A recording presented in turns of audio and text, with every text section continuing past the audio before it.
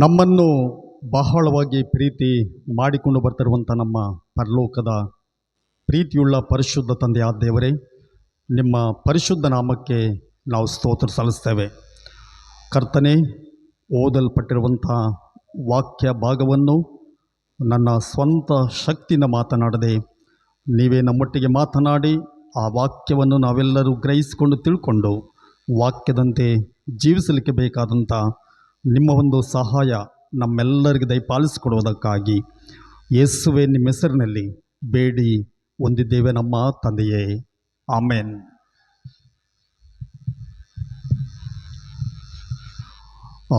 ಕೂಡಿ ಬಂದಂಥ ಎಲ್ಲ ಸಭಿಕರಿಗೆ ಯೇಸು ಕ್ರಿಸ್ತನ ನಾಮದಲ್ಲಿ ನಾನು ಎಲ್ಲರನ್ನೂ ವಂದಿಸ್ತೇನೆ.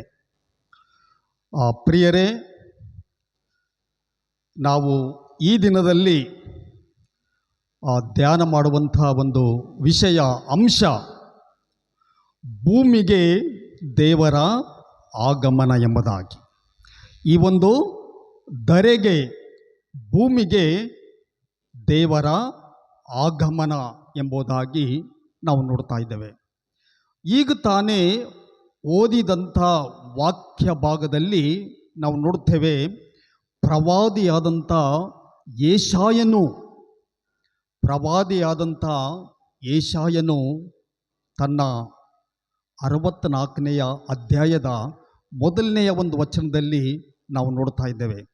ಆದ್ದರಿಂದ ಈ ಒಬ್ಬ ಪ್ರವಾದಿಯಾದ ಯೆಶಾಯನು ಕ್ರಿಸ್ತನು ಜನನಕ್ಕೆ 800 ವರ್ಷಗಳ ಮುಂಚೆ, ಕ್ರಿಸ್ತಪೂರ್ವ ನಾವು ನೋಡ್ತೇವೆ, ಕ್ರಿಸ್ತಪೂರ್ವ 760 ವರ್ಷ, ಅಂದರೆ ಹೆಚ್ಚು ಕಡಿಮೆ ಈ ಒಂದು ವರ್ಷಗಳಲ್ಲಿ ದೇವರಿಗೆ ಮೊರೆ ಇಟ್ಟನು ಎಂಬುದಾಗಿ, ದೇವರನ್ನು ಬೇಡಿಕೊಂಡನು ಎಂಬುದಾಗಿ ನಾವು ನೋಡ್ತಾ ಇದ್ದೇವೆ. ಅದು ಏನು? ನಾವು ಈಗ ತಾನೇ ಓದಿದಂಥ ಈ ಒಂದು ವಾಕ್ಯ ಭಾಗದಲ್ಲಿ ನಾವು ನೋಡ್ತಾ ಇದ್ದೇವೆ, ಈ ಒಬ್ಬ ಪ್ರವಾದಿಯಾದಂಥ ಯೆಶಾಯನು, ದೇವರೇ ನೀನು ನಮ್ಮ ಪಿತೃ, ಆದಿಯಿಂದಲೂ ನಮ್ಮ ವಿಮೋಚಕನು, ನಾವು ದಿಕ್ಕು ತಪ್ಪಿ ಅಲಿಯುವಂತೆ ಏಕೆ ನಮ್ಮನ್ನು ಮಾಡಿದ್ದಿ?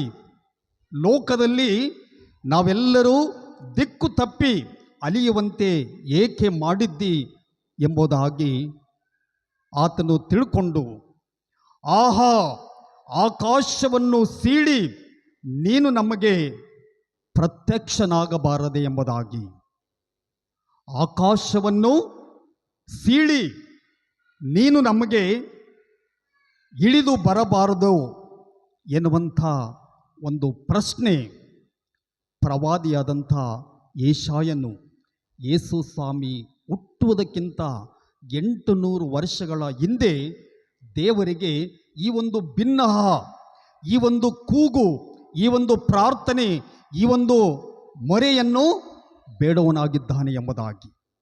ಆದ್ದರಿಂದ ನಾವು ನೋಡ್ತಾ ಇದ್ದೇವೆ, ಶ್ರೀ ಯೋಹಾನನ ಬರೆದಂಥ ಒಂದು ಸುವಾರ್ತೆಯಲ್ಲಿ ಕೂಡ ನಾವು ನೋಡ್ತಾ ಇದ್ದೇವೆ. ಯೋಹಾನ ಬರೆದ ಸುವಾರ್ತೆ 1ನೇ ಅಧ್ಯಾಯ 4ನೇ ವಚನ ನಾವು ಓದುವಾಗ, ಯೋಹಾನ 1ನೇ ಅಧ್ಯಾಯ 4ನೇ ವಚನ ಹೋದರೆ, ಆತನಲ್ಲಿ ಜೀವವಿತ್ತು, ಆ ಜೀವವು ಮನುಷ್ಯರಿಗೆ ಬೆಳಕಾಗಿತ್ತು ಎಂಬುದಾಗಿ.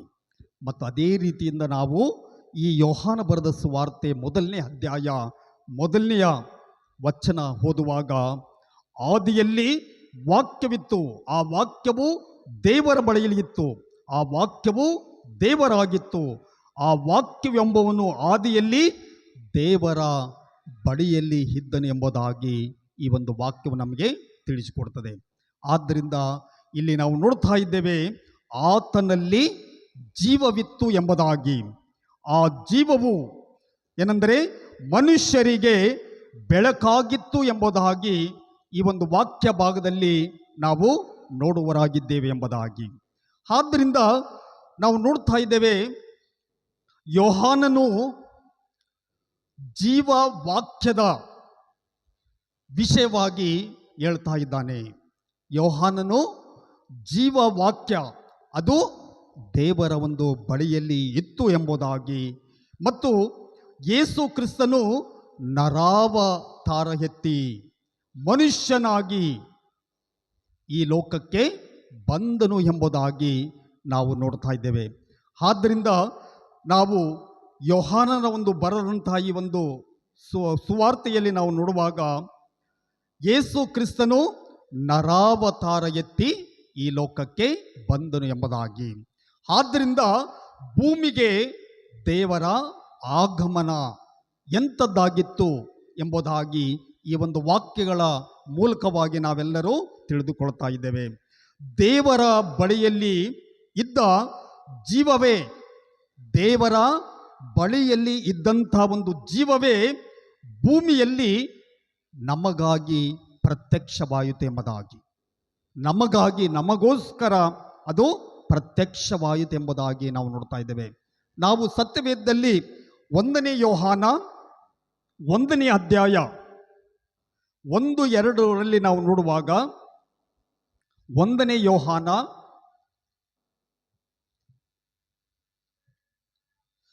1 ಯೋಹಾನ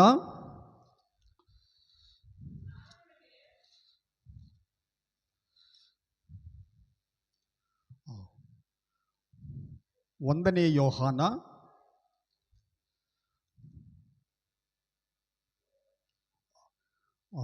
1 ಮತ್ತು 2ನೇ ವಚನ ಹೋದರಿ.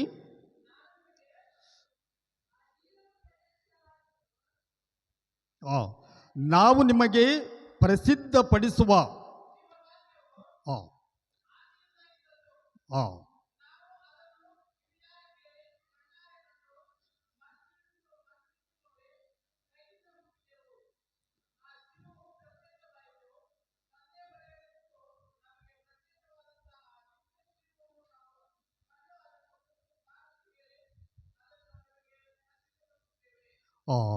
ಇಲ್ಲಿ ಯೋಹಾನನು ತಿಳಿಸ್ತಾ ಇದ್ದಾನೆ, ನಮಗೆ ಸ್ಪಷ್ಟಪಡಿಸ್ತಾ ಇದ್ದಾನೆ. ಏನಂತಂದರೆ ಜೀವವಾಕ್ಯವು ಆದಿಯಿಂದ ಇದ್ದದ್ದು ಎಂಬುದಾಗಿ. ಜೀವವಾಕ್ಯವು ಆದಿಯಿಂದ ಇದ್ದಿದ್ದು, ನಾವು ಅದನ್ನು ಕಿವಿಯಾರೆ ಕೇಳಿದೆವು, ಕಣ್ಣಾರೆ ಕಂಡೆವು, ಮನಸ್ಸಿಟ್ಟು ನೋಡಿದೆವು, ಕೈಯಿಂದ ಮುಟ್ಟಿದ್ದೇವೆ, ಆ ಜೀವವು ಪ್ರತ್ಯಕ್ಷವಾಯಿತು ಎಂಬುದಾಗಿ ಈ ಒಂದು ಸುವಾರ್ತೆಯಲ್ಲಿ, ಈ ಒಂದು ವಾಕ್ಯದಲ್ಲಿ ನಾವು ನೋಡ್ತಾ ಇದ್ದೇವೆ ಎಂಬುದಾಗಿ. ಆದ್ದರಿಂದ ಈ ಎಲ್ಲ ವಿಷಯಗಳನ್ನು ನಾವು ನೋಡುವಾಗ ಇಲ್ಲಿ ಯೋಹಾನನು ಈ ರೀತಿಯಲ್ಲಿ ನಮಗೆ ಸ್ಪಷ್ಟಪಡಿಸುವುದನ್ನು ನಾವು ನೋಡ್ತಾ ಇದ್ದೇವೆ ಎಂಬುದಾಗಿ. ಆದ್ದರಿಂದ ಯೆಶಾಯನ ಒಂದು ಬೇಡಿಕೆಯಂತೆ ಆತನು ಭಿನ್ನಹದಂತೆ ನಾವು ನೋಡ್ತೇವೆ ಸತ್ಯವೇದದಲ್ಲಿ ಯೇಸು ಕ್ರಿಸ್ತನೆಂಬ ಕರ್ತನು ಭೂಮಿಯಲ್ಲಿ ಜನಿಸಿದನು ಎಂಬುದಾಗಿ ನಾವು ನೋಡ್ತಾ ಇದ್ದೇವೆ.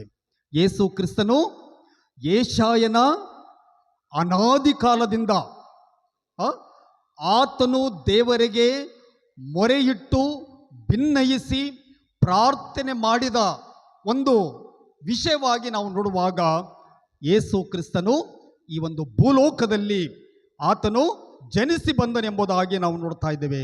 ಇದು ದೇವರ ಅನಾದಿ ಸಂಕಲ್ಪ ಗೋದಲೆಯಲ್ಲಿ ನೆರವೇರಿತು ಎಂಬುದಾಗಿ. ಯೇಸು ಕ್ರಿಸ್ತನು ಎಲ್ಲಿ ಹುಟ್ಟಿದ? ಗೋದಲೆಯಲ್ಲಿ, ದನ ಕಟ್ಟುವಂಥ ಗೋದಲೆಯಲ್ಲಿ ಎಂಬುದಾಗಿ. ಆತನಿಗೆ ಸ್ಥಳ ಸಿಗಲಿಲ್ಲ ಅಲ್ಲ, ಛತ್ರದಲ್ಲಿ ಆತನಿಗೆ ಸ್ಥಳ ಸಿಗಲಿಲ್ಲ, ಎಲ್ಲ ಮೊದಲೇ ಬುಕ್ ಆಗಿ ಹೋಗಿತ್ತು. ಸ್ಥಳ ಸಿಕ್ಕಿದ್ದು ಎಲ್ಲಿ? ದನಗಳನ್ನು ಕಟ್ಟುವಂಥ ಗೋದಲೆಯಲ್ಲಿ. ಏನಂತಂದರೆ ಯೇಸು ಕ್ರಿಸ್ತನು ಜನಿಸಿ ಬಂದನು. ಮಗುವಿನ ಒಂದು ಜನನ ದೇವರ ಅನಾದಿ ಸಂಕಲ್ಪವು ಯೇಸು ಕಂದನು ಗೋದಲೆಯಲ್ಲಿ ಜನಿಸಿ ಬಂದಂಥ ಒಂದು ವಿಷಯ ಅದು ನೆರವೇರಿತೆಂಬುದಾಗಿ ನಾವು ನೋಡ್ತಾ ಇದ್ದೇವೆ. ಆದ್ದರಿಂದ ಕಾರ್ಗತ್ತಲಿನ ಜನರಿಗೆ ದೊಡ್ಡ ಬೆಳಕು, ಪ್ರಕಾಶವು ಕಾಣಿತು ಎಂಬುದಾಗಿ ಸತ್ಯವೇದ ನಮಗೆ ತಿಳಿಸಿಕೊಡ್ತದೆ. ಕಾರ್ಗತ್ತಲು ಅಂದರೆ ಅಂಧಕಾರ, ರಕ್ಷಣೆ ಇಲ್ಲದಂಥ ಒಂದು ಜೀವಿತ ಅಲ್ಲ. ಆದರೆ ಆ ಬೆಳಕು, ದೇವರು ಯೇಸು ಕ್ರಿಸ್ತನ ಒಂದು ಜನನದ ಒಂದು ಬೆಳಕು, ಅದು ಪ್ರಕಾಶವಾಯಿತು ಎಂಬುದಾಗಿ, ಮತ್ತು ಅಡವಿಯಲ್ಲಿ ಕಾರ್ಗತ್ತಲಿನಲ್ಲಿ ಕುರಿ ಕಾಯುವಂಥ ಕುರುಬರಿಗೆ ಅದು ಪ್ರತ್ಯಕ್ಷವಾಯಿತು. ಅವರಿಗೆ ಒಂದು ಶುಭ ವಾರ್ತೆ ಮುಟ್ಟಿತು. ನಿಮಗೋಸ್ಕರ ಒಬ್ಬ ರಕ್ಷಕನು ಹುಟ್ಟಿದ್ದಾನೆ, ರಕ್ಷಿಸುವಂಥವನು, ನಿಮ್ಮನ್ನು ಪಾಪದಿಂದ ಬಿಡಿಸಿ ನಿಮ್ಮನ್ನು ಮೋಕ್ಷಕ್ಕೆ ನಡೆಸುವಂಥ ಒಬ್ಬ ರಕ್ಷಕನು ಹುಟ್ಟಿದ್ದಾನೆ ಎನ್ನುವಂಥ ಒಂದು ವಾರ್ತೆ ಅವರಿಗೆ ಪ್ರಕಟಿಸಿತು ಎಂಬುದಾಗಿ ನಾವು ಸತ್ಯವೇದದಲ್ಲಿ ಓದ್ತಾ ಇದ್ದೇವೆ. ಆದ್ದರಿಂದ ನಾವು ನೋಡ್ತಾ ಇದ್ದೇವೆ, ಭೂಮಿಗೆ ದೇವರ ಒಂದು ಆಗಮನ ಈ ರೀತಿಯಲ್ಲಿ ಆಯಿತು ಎಂಬುದಾಗಿ ನಾವು ನೋಡ್ತಾ ಇದ್ದೇವೆ. ಮತ್ತು ಯೇಸು ಕ್ರಿಸ್ತನು ಈ ಲೋಕಕ್ಕೆ ಬಂದಂಥ ಉದ್ದೇಶ ಸ್ವಲ್ಪ ಹೊತ್ತು ನಾವು 3 ವಿಷಯಗಳ ವಿಷಯವಾಗಿ ನಾವು ಧ್ಯಾನ ಮಾಡೋಣ. ಯೇಸು ಕ್ರಿಸ್ತನು ಈ ಲೋಕಕ್ಕೆ ಬಂದಿದ್ದರ ಒಂದು 3 ವಿಷಯಗಳು, ಉದ್ದೇಶದ 3 ವಿಷಯಗಳನ್ನು ನಾವು ಸತ್ಯವೇದದ ಮುಖಾಂತರ ನೋಡಿಕೊಳ್ಳೋಣ. ಮೊದಲನೇದಾಗಿ, ಯೇಸು ಕ್ರಿಸ್ತನು ತನ್ನನ್ನು ಬರಿದು ಮಾಡಿಕೊಂಡು ಭೂಮಿಗೆ ಬಂದನು. ಯೇಸು ಕ್ರಿಸ್ತನು ತನ್ನನ್ನು ಬರಿದು ಮಾಡಿಕೊಂಡು ಈ ಒಂದು ಧರೆಗೆ, ಈ ಒಂದು ಭೂಮಿಗೆ ಆತನು ಬಂದನು ಎಂಬುದಾಗಿ ದೇವರ ವಾಕ್ಯ ನಮಗೆ ತಿಳಿಸಿಕೊಡ್ತದೆ. ಫಿಲಿಪ್ಪಿದವರಿಗೆ ಬರೆದ ಪತ್ರಿಕೆ 2ನೇ ಅಧ್ಯಾಯ 6ರಿಂದ ನಾವು 8 ವಚನದವರೆಗೆ ಓದುವಾಗ, ಫಿಲಿಪ್ಪಿದವರಿಗೆ ಬರೆದ ಪತ್ರಿಕೆ 2ನೇ ಅಧ್ಯಾಯ 6ರಿಂದ 8 ವಚನ ನಾವು ಓದುವಾಗ,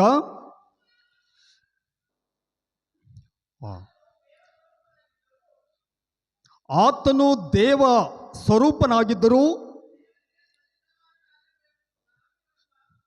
ದೇವರಿಗೆ ಸರಿಸಮನಾಗಿರುವ ಎಂಬ ಅಮೂಲ್ಯ ಪದವಿಯನ್ನು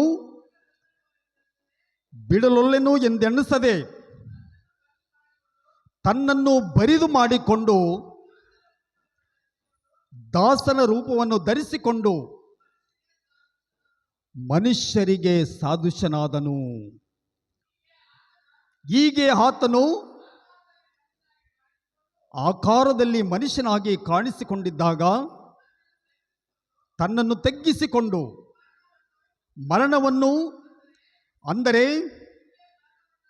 ಶಿಲುಬೆಯ ಮರಣವನ್ನಾದರೂ ಹೊಂದುವಷ್ಟು ವಿಧೇಯನಾದನೆಂಬುದಾಗಿ ದೇವರ ವಾಕ್ಯ ನಮಗೆ ತಿಳಿಸಿಕೊಡ್ತಾ ಇದೆ. ಆದ್ದರಿಂದ ಈ ಒಂದು ವಾಕ್ಯದಲ್ಲಿ ನಾವು ನೋಡುವಾಗ ಯೇಸು ಕ್ರಿಸ್ತನು ತನ್ನನ್ನು ಬರಿದು ಮಾಡಿಕೊಂಡನೆಂಬುದಾಗಿ ನಾವು ನೋಡುತ್ತೇವೆ. ಯಾರ ನಿಮಿತ್ತ? ಯಾರ ಸಲುವಾಗಿ? ನಮ್ಮೆಲ್ಲರ ಸಲುವಾಗಿ, ಲೋಕಕ್ಕಾಗಿ ಆತನೇನು ಮಾಡಿದ? ಬರಿದು ಮಾಡಿಕೊಂಡನೆಂಬುದಾಗಿ. ಆತನ ಒಂದು ಜೀವ, ಆತನು ದೇವ ಸ್ವರೂಪನಾಗಿದ್ದರು ಎಂಬುದಾಗಿ, ಅಂದರೆ ದೇವರಿಗೆ ಇರುವಂಥ ಸರಿ ಸಮಾನವಾದಂಥ ಒಂದು ಗೌರವ ಆತನಿಗೆ ಇತ್ತು ಎಂಬುದಾಗಿ.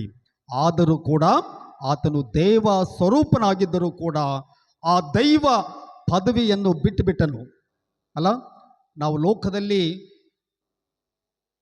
ನಮಗಿರುವಂಥ ದೊಡ್ಡ ದೊಡ್ಡ ಪದವಿಗಳನ್ನು ಬೇರೆಯವರ ಸಲುವಾಗಿ ನಾವು ಬಿಟ್ಟು ಕೊಡುವುದಕ್ಕೆ ಯಾರು ಅಪೇಕ್ಷೆ ಪಡುವುದಿಲ್ಲ ಅಲ್ಲ.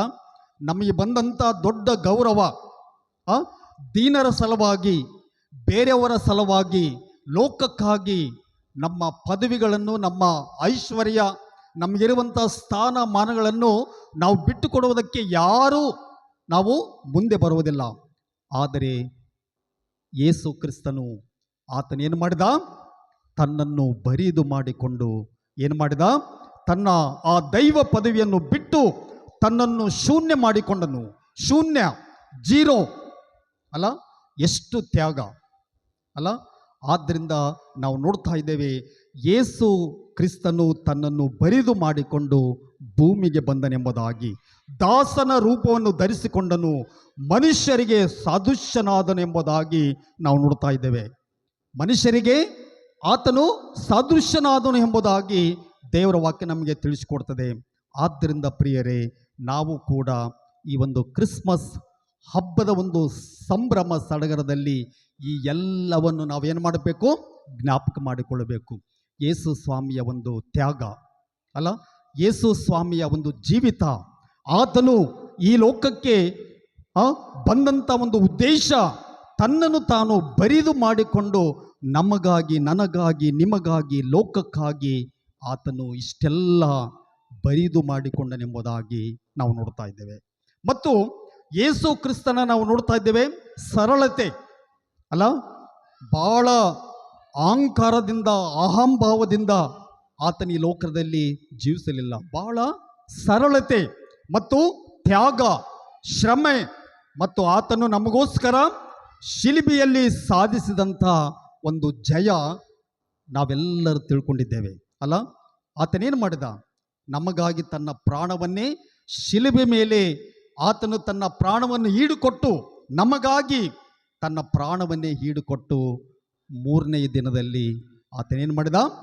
ಜಯವನ್ನು ಸಾಧಿಸಿದ, ಮೃತ್ಯುಂಜಯನಾದನು ಎಂಬುದಾಗಿ ದೇವರ ವಾಕ್ಯ ನಮಗೆ ತಿಳಿಸಿಕೊಡ್ತದೆ. ಆದ್ದರಿಂದ ನಾವು ಈ ಒಂದು ಕ್ರಿಸ್ಮಸ್ ಹಬ್ಬದ ಸಡಗರ ಸಂಭ್ರಮದಲ್ಲಿ ನಾವೆಲ್ಲರೂ ಇದನ್ನು ಜ್ಞಾಪಕ ಮಾಡಿಕೊಳ್ಳಬೇಕು. ಎಂಥ ದೇವರು ಅಲ್ಲ, ನಮಗಾಗಿ ಬರಿದು ಮಾಡಿಕೊಂಡು ದಾಸನ ರೂಪ, ಶೂನ್ಯವಾದಂಥ ದೇವರನ್ನು ನಾವು ಯಾವ ರೀತಿಯಿಂದ ಆರಾಧಿಸ್ತೇವೆ, ಯಾವ ರೀತಿಯಿಂದ ನಾವು ಕಂಡುಕೊಳ್ಳುತ್ತೇವೆ, ಆತನನ್ನು ಯಾವ ರೀತಿಯಿಂದ ನಾವು ಪೂಜಿಸ್ತೇವೆ, ಯಾವ ರೀತಿಯಿಂದ ನಾವು ಆರಾಧನೆ ಮಾಡುತ್ತೇವೆ ಎನ್ನುವಂಥದ್ದನ್ನು ನಾವು ನಮ್ಮ ಗಮನದಲ್ಲಿ ತಂದುಕೊಂಡು ನಾವು ಆತನಿಗಾಗಿ ಜೀವಿಸಬೇಕೆಂಬುದಾಗಿ ದೇವರ ವಾಕ್ಯ ನಮಗೆ ತಿಳಿಸಿಕೊಡ್ತದೆ. ಆದ್ದರಿಂದ ಯೇಸು ಕ್ರಿಸ್ತನೊಟ್ಟಿಗೆ ನಮ್ಮ ಸಂಬಂಧ, ನಮ್ಮ ಆಚರಣೆ ಯಾವ ರೀತಿಯಿಂದ ಇದೆ, ಕ್ರಿಸ್ತನೊಟ್ಟಿಗೆ ಇರುವಂಥ ನಮ್ಮ ಸಂಬಂಧ ಯಾವ ರೀತಿಯಲ್ಲಿ ಇದೆ ಎಂಬುದಾಗಿ ನಾವು ಆಲೋಚನೆ ಮಾಡಿ, ಒಂದು ವೇಳೆ ಕ್ರಿಸ್ತನಿಲ್ಲದ ಒಂದು ಜೀವಿತ ನಮ್ಮದಾಗಿರಬಾರದು. ಕ್ರಿಸ್ತನಿಲ್ಲದ ಜೀವಿತ ನಮ್ಮದಾಗಿದ್ದರೆ, ಆಗಿರದೆ ನಾವು ಎಷ್ಟು ವರ್ಷಗಳಿಂದ ಹಬ್ಬಗಳನ್ನು ಮಾಡಿದರೂ ಕೂಡ ಅದು ಸಾರ್ಥಕವಾಗುವುದಿಲ್ಲ. ಹಬ್ಬಗಳ ಸಂಭ್ರಮದಲ್ಲಿ, ಸಡಗರದಲ್ಲಿ, ಸಂತೋಷದಲ್ಲಿ ಕ್ರಿಸ್ತನನ್ನು ಏನು ಮಾಡಿಕೊಳ್ಬೇಕು? ನಮ್ಮದಾಗಿ ಮಾಡಿಕೊಳ್ಳಬೇಕು. ಕ್ರಿಸ್ತನಿರುವಂಥ ಒಂದು ಜೀವಿತ, ಕ್ರಿಸ್ತನು ನಮ್ಮೊಟ್ಟಿಗಿರುವಂಥ ಒಂದು ಸಂಬಂಧ, ಅದನ್ನು ದೃಢಪಡಿಸಿಕೊಂಡು ನಾವು ಸಂತೋಷದಿಂದ, ಉಲ್ಲಾಸದಿಂದ ಹಬ್ಬವನ್ನು ನಾವು ಮಾಡಬೇಕು. ಆದ್ದರಿಂದಲೇ ನಾವು ನೋಡ್ತಾ ಇದ್ದೇವೆ, ಭೂಮಿಗೆ ದೇವರ ಆಗಮನ ನಾವು ಯಾವ ರೀತಿಯಿಂದ ಅದನ್ನು ನಾವು ಸ್ವೀಕಾರ ಮಾಡಿಕೊಳ್ತೇವೆ. ಭೂಮಿಗೆ ದೇವರ ಆಗಮನ ಆಗಿರುವಂಥ ಯೇಸು ಕ್ರಿಸ್ತನ ಈ ಲೋಕಕ್ಕೆ ಹುಟ್ಟಿರುವಂಥ ಈ ಒಂದು ವಿಶೇಷವಾದಂಥ ಕ್ರಿಸ್ಮಸ್ ಹಬ್ಬದ ದಿನದಲ್ಲಿ ನಾವು ಇದನ್ನು ಯಾವ ರೀತಿಯಿಂದ ಆಚರಣೆ ಮಾಡುತ್ತೇವೆ ಎನ್ನುವುದನ್ನು ನಾವು ಎಲ್ಲರೂ ತಿಳ್ಕೊಂಡು ಹಬ್ಬವನ್ನು ನಾವು ಆಚರಿಸಬೇಕೆಂಬುದಾಗಿ ದೇವರ ವಾಕ್ಯ ನಮಗೆ ತಿಳಿಸಿಕೊಡ್ತದೆ ಎಂಬುದಾಗಿ. ಮತ್ತು ಎರಡನೇದಾಗಿ ನಾವು ನೋಡ್ತಾ ಇದ್ದೇವೆ, ಯೇಸು ಕ್ರಿಸ್ತನು ದೇವರ ಅಗಾಧವಾದಂಥ ಒಂದು ಪ್ರೀತಿ ನಮಗೆ ಪ್ರಕಟವಾಯಿತು ಎಂಬುದಾಗಿ. ದೇವರ ಅಗಾಧವಾದಂಥ, ಆಶ್ಚರ್ಯಕರವಾದಂಥ ಒಂದು ಪ್ರೀತಿ ಈ ಒಂದು ಭೂಮಿಗೆ, ನಮ್ಮೆಲ್ಲರಿಗೆ ಪ್ರಕಟವಾಯಿತು ಎಂಬುದಾಗಿ ಯೋಹಾನ 3:16 ಏನು ಬರೆದಿದೆ? ದೇವರು ಲೋಕದ ಮೇಲೆ ಎಷ್ಟೋ ಪ್ರೀತಿಯನ್ನಿಟ್ಟು ಎಂಬುದಾಗಿ ಅಲ್ಲ.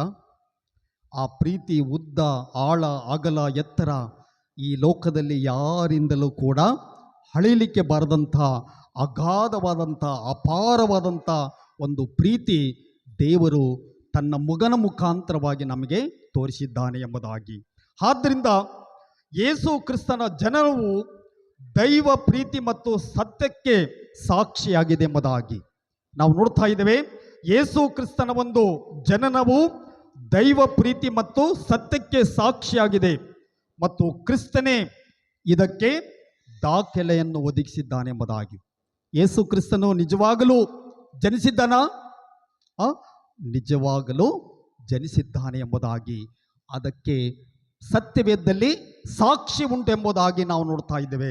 ಆದ್ದರಿಂದ ಯೋಹಾನ ಬರೆದ ಸುವಾರ್ತೆ 18ನೇ ಅಧ್ಯಾಯ 37ನೇ ವಚನ ನಾವು ಓದುವಾಗ, ಯೋಹಾನ 18ನೇ ಅಧ್ಯಾಯ 37ನೇ ವಚನ ಕ್ರಿಸ್ತನ ಒಂದು ಸಾಕ್ಷಿ. ದಯವಿಟ್ಟು ಯಾರಿಗಾದರೂ ಸಿಕ್ಕರೆ ಹೋದರಿ. ಯೋಹಾನ ಬರೆದ ಸುವಾರ್ತೆ 18ನೇ ಅಧ್ಯಾಯ 37ನೇ ವಚನ.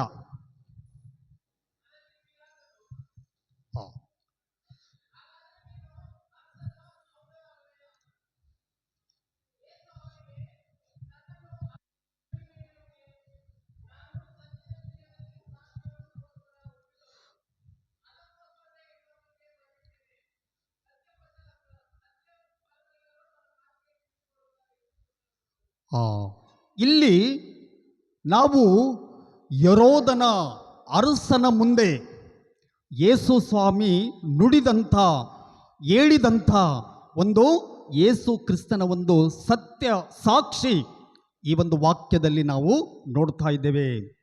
ಹಾಗಾದರೆ ನೀನು ಅರಸನು ಹೌದಲ್ಲವೇ ಅಂದನು. ಯೇಸು ಆತನಿಗೆ, ನನ್ನನ್ನು ಅರಸನೆಂದು ನೀನೇ ಹೇಳಿದ್ದಿ.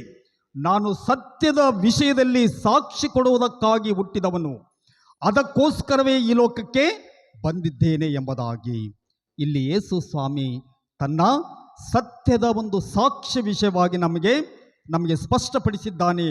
ಅದಕ್ಕೋಸ್ಕರವೇ ನಾನು ಈ ಲೋಕಕ್ಕೆ ಬಂದಿದ್ದೇನೆ, ಸತ್ಯ ಪರರೆಲ್ಲರೂ ನನ್ನ ಮಾತಿಗೆ ಕಿವಿಗೊಡುತ್ತಾರೆ ಎಂದು ಉತ್ತರ ಕೊಟ್ಟನು ಎಂಬುದಾಗಿ. ಯಾರು ಸತ್ಯವನ್ನು ಗ್ರಹಿಸಿಕೊಂಡಿದ್ದಾರೆ, ಯಾರು ಯೇಸು ಕ್ರಿಸ್ತನನ್ನು ನಿಜವಾಗಲೂ ಆತನು ಸತ್ಯದ ದೇವರು ಎಂಬುದಾಗಿ ಯಾರು ತಿಳ್ಕೊಂಡಿದ್ದಾರೋ ಅವರೆಲ್ಲರೂ ಕ್ರಿಸ್ತನಿಗಾಗಿ ಬಾಳುತ್ತಾರೆ, ಕ್ರಿಸ್ತನಿಗಾಗಿ ಜೀವಿಸ್ತಾರೆ. ಮತ್ತು ಕ್ರಿಸ್ಮಸ್ ಹಬ್ಬದಲ್ಲಿ ಅದನ್ನು ಏನು ಮಾಡ್ತಾರೆ? ಸಂತೋಷದಿಂದ ಸಡಗರದಿಂದ ಹಬ್ಬವನ್ನು ಆಚರಣೆ ಮಾಡುತ್ತಾರೆ ಎಂಬುದಾಗಿ. ಆದ್ದರಿಂದ ನಾವು ನೋಡ್ತಾ ಇದ್ದೇವೆ, ಯೇಸು ಸ್ವಾಮಿ ಇಲ್ಲಿ ತನ್ನ ಸತ್ಯ ಸಾಕ್ಷಿಯನ್ನು ಹೇಳಿರುವುದನ್ನು ಈ ಒಂದು ವಾಕ್ಯ ಭಾಗದಲ್ಲಿ ನಾವು ನೋಡ್ತಾ ಇದ್ದೇವೆ. ಆದ್ದರಿಂದಲೇ ಯೇಸು ಸ್ವಾಮಿ ಹೇಳ್ತಾ ಇದ್ದಾನೆ, ಸತ್ಯ ಪರರೆಲ್ಲರೂ ನನ್ನ ಮಾತಿಗೆ ಕಿವಿಗೊಡುತ್ತಾರೆ ಎಂಬುದಾಗಿ. ಯಾರು ಯೇಸು ಸ್ವಾಮಿಯ ಮಾತನ್ನು ಯಾರು ನಂಬಿ ಜೀವಿಸ್ತಾರೋ ಅವರೆಲ್ಲರೂ ವಾಕ್ಯದಂತೆ ಜೀವಿಸ್ತಾರೆ ಎಂಬುದಾಗಿ ಯೇಸು ಸ್ವಾಮಿ ಹೇಳ್ತಾನೆ. ಯೇಸು ಕ್ರಿಸ್ತನೇ ನಿಜವಾದ ಸತ್ಯವತಾರಿ ಎಂಬುದಾಗಿ. ಯೇಸು ಕ್ರಿಸ್ತನು ಮಾತ್ರವೇ ಆತನು ನಿಜವಾದ ಸತ್ಯವತಾರಿ ಎಂಬುದಾಗಿ ನಾವು ಹೇಳಬಹುದೆಂಬುದಾಗಿ. ಮತ್ತು ಕೊನೆಯದಾಗಿ ಮೂರನೇದಾಗಿ ನಾವು ನೋಡುವಾಗ, ಯೇಸು ಕ್ರಿಸ್ತನು ತಾನು ಒಂದೇ ಸಾರಿ ತನ್ನ ದೇಹವನ್ನು ಶಿಲುಬೆಯ ಮೇಲೆ ದಾರೆ ಎಳೆದ ಎಂಬುದಾಗಿ. ಯೇಸು ಸ್ವಾಮಿ ನಿಮ್ಮ ಲೋಕದ ಎಲ್ಲರಿಗಾಗಿ ಆತನೇನು ಮಾಡಿದ? ಶಿಲುಬೆಯ ಮೇಲೆ ಒಂದೇ ಸಾರಿ ತನ್ನ ಪ್ರಾಣವನ್ನು, ತನ್ನ ಜೀವಿತವನ್ನು ಏನು ಮಾಡಿದ? ತ್ಯಾಗ ಮಾಡಿದನೆಂಬುದಾಗಿ ನಾವು ನೋಡ್ತಾ ಇದ್ದೇವೆ. ಆದ್ದರಿಂದ ಇಬ್ರಿಯರು ಬರೆದ ಪತ್ರಿಕೆ 10:10 ನಾವು ನೋಡುವಾಗ,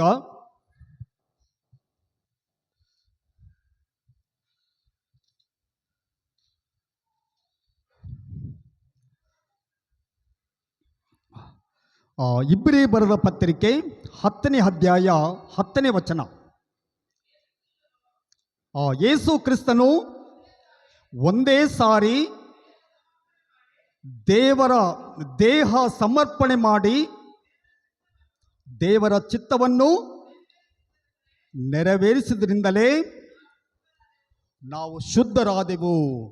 ನಾವೆಲ್ಲರೂ ಶುದ್ಧರಾಗುವುದಕ್ಕೆ ಕಾರಣ ಏನಂತಂದರೆ, ಆತನು ಒಂದೇ ಸಾರಿ ತನ್ನ ದೇಹ ಸಮರ್ಪಣೆಯನ್ನು ಶಿಲುಬೆ ಮೇಲೆ ಮಾಡಿದ್ದರಿಂದ ನೀವು ಲೋಕದ ಎಲ್ಲ ಪಾಪಗಳು ಕ್ಷಮಿಸಲ್ಪಡುತ್ತವೆ ಮತ್ತು ನಾವೆಲ್ಲರೂ ಶುದ್ಧರಾಗುತ್ತೇವೆ ಎಂಬುದಾಗಿ.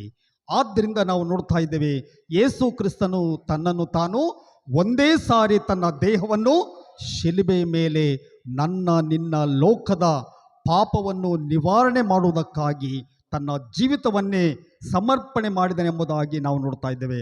ಆದ್ದರಿಂದ ಯೇಸು ಕ್ರಿಸ್ತನು ಬೆತ್ಲೆಹೇಮಿನಲ್ಲಿ ಜನಿಸಿದಾಗ ಆತನಲ್ಲಿ ಸೃಷ್ಟಿಯಾಗಲಿಲ್ಲ ಅಲ್ಲ. ಯೇಸು ಕ್ರಿಸ್ತನು ಬೆತ್ಲೆಹೇಮಿನಲ್ಲಿ ಜನಿಸಿದಾಗ ಯೇಸು ಕ್ರಿಸ್ತನ ಒಂದು ಜನನ ಸೃಷ್ಟಿಯಾಗಿದ್ದಲ್ಲ ಅಲ್ಲ. ನಾವು ನೋಡ್ತೇವೆ, ದೇವರು ಆದಾಮ ಅವಳರನ್ನು ಸೃಷ್ಟಿ ಮಾಡಿದ, ಆದರೆ ಇದು ದೇವರ ಒಂದು ಸಂಕಲ್ಪ ಎಂಬುದಾಗಿ, ಅನಾದಿ ಸಂಭೂತನ ಎಂಬುದಾಗಿ ಪ್ರವಾದಿಗಳು ಹೇಳಿದ ರೀತಿಯಿಂದ ಅನಾದಿಯ ಒಂದು ದೇವರ ಸಂಕಲ್ಪವೇ ಯೇಸು ಕ್ರಿಸ್ತನು ಜನಿಸಿದ್ದಕ್ಕೆ ಕಾರಣವಾಯಿತು ಎಂಬುದಾಗಿ ನಾವು ನೋಡ್ತಾ ಇದ್ದೇವೆ. ಆದ್ದರಿಂದ ಇದೆಲ್ಲವನ್ನು ನಾವು ಆಲೋಚನೆ ಮಾಡುವಾಗ, ಇದೆಲ್ಲವನ್ನು ನಾವು ತಿಳ್ಕೊಳ್ಳುವಾಗ ನಾವು ನೋಡ್ತೇವೆ, ಯೇಸು ಕ್ರಿಸ್ತನ ಜನನದ ಆ ಸಂದರ್ಭದಲ್ಲಿ ನಾವು ನೋಡ್ತಾ ಇದ್ದೇವೆ, ಬೆತ್ಲೆಹೇಮಿನಲ್ಲಿ ಕಾನೇಶ್ವರಿ ನಡೆಯಿತು ಅಲ್ಲ. ಯೇಸು ಸ್ವಾಮಿ ಜನಿಸಿದಾಗ, ಹುಟ್ಟಿದಾಗ ಅಲ್ಲಿ ರಾಜನ ಆಜ್ಞೆಯಂತೆ ಆ ಒಂದು ಬೆತ್ಲೆಹೇಮು ಜನ ಸಂದಣಿಯಿಂದ ತುಂಬಿ ಹೋಗಿತ್ತು. ಯೇಸು ಸ್ವಾಮಿಗೆ ಛತ್ರದಲ್ಲಿ ಸ್ಥಳ ಸಿಗಲಿಲ್ಲ. ಎಲ್ಲರ ಮೊದಲೇ ಮನೆಗಳನ್ನು, ಛತ್ರಗಳನ್ನು ಬುಕ್ ಮಾಡಿದ್ದರು ಅಲ್ಲ. ಎಂಥ ಒಂದು ಆಶ್ಚರ್ಯ ಎಂಬುದಾಗಿ ನಾವು ನೋಡ್ತಾ ಇದ್ದೇವೆ, ಯೇಸು ಸ್ವಾಮಿಗೆ ಅಲ್ಲಿ ಸ್ಥಳ ಸಿಗಲಿಲ್ಲ ಎಂಬುದಾಗಿ. ಆದರೆ ಹೆಚ್ಚಾದಂಥ ಜನ ಸಂದಣಿ, ಗದ್ದಲ, ಆಹಾರ, ವಸತಿ ಸಮಸ್ಯೆ, ಈ ಎಲ್ಲ ಸಮಸ್ಯೆಗಳು ಅಲ್ಲಿ ಉದ್ಭವಿಸಿದ್ವಲ್ಲ. ನಾವು ನೋಡ್ತಾ ಇದ್ದೇವೆ, ಕಾನೇಶ್ವರಿ ಅಂದರೆ ಅಲ್ಲಿ ರಾಜ್ಯನ ಒಬ್ಬ ಮನುಷ್ಯ ಒಂದು ಪೌರತ್ವವನ್ನು ಪಡೆದುಕೊಳ್ಳಬೇಕಾದರೆ ರಾಜ್ಯ ಆಜ್ಞೆಯಂತೆ ಎಲ್ಲರೂ ತಮ್ಮ ಹೆಸರುಗಳನ್ನು ಅಲ್ಲಿ ರಿಜಿಸ್ಟರ್ ಮಾಡಬೇಕಾಗಿತ್ತು. ಆ ನಿಮಿತ್ತವಾಗಿ ಆ ಒಂದು ಬೆತ್ಲೆಹೇಮು ತುಂಬಿ ತುಳುಕಿ ಹೋಗಿತ್ತು. ಅಲ್ಲಿ ಆಹಾರದ ಕೊರತೆ ಇತ್ತು, ಮನೆಗಳ ಒಂದು ಕೊರತೆ ಇತ್ತು, ಮತ್ತು ಬಹಳ ವಸತಿಯ ಒಂದು ಸಮಸ್ಯೆ ಇತ್ತು. ಆದರೂ ಕೂಡ ಯೇಸು ಕ್ರಿಸ್ತನ ಒಂದು ಜನನಕ್ಕೆ ಯಾವ ಥರವಾದಂಥ ಅಡ್ಡಿ ಬರಲಿಲ್ಲ.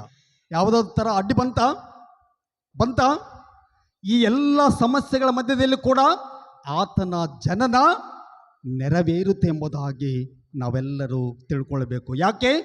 ನನ್ನ ನಿಮ್ಮ ಲೋಕದ ರಕ್ಷಣೆಗಾಗಿ ಆತನು ಈ ಲೋಕದಲ್ಲಿ ಜನಿಸಿ ಬಂದಿದ್ದಾನೆ ಎಂಬುದಾಗಿ ನಾವೆಲ್ಲರೂ ತಿಳ್ಕೊಳ್ಳಬೇಕೆಂಬುದಾಗಿ ದೇವರ ವಾಕ್ಯ ನಮಗೆ ತಿಳಿಸಿಕೊಡ್ತದೆ.